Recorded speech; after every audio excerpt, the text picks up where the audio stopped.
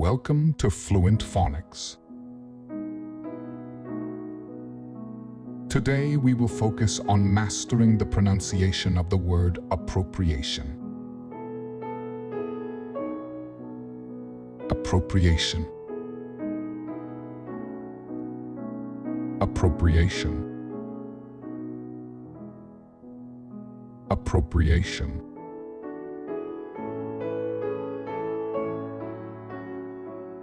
Here's an example of how one might use it in a sentence.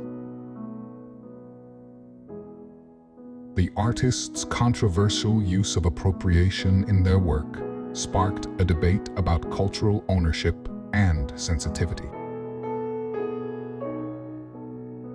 Appropriation refers to the act of borrowing or using something, often cultural elements, for one's own purposes without permission or acknowledgement.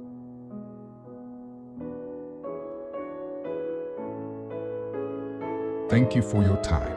If you enjoyed this, please like and subscribe for further content.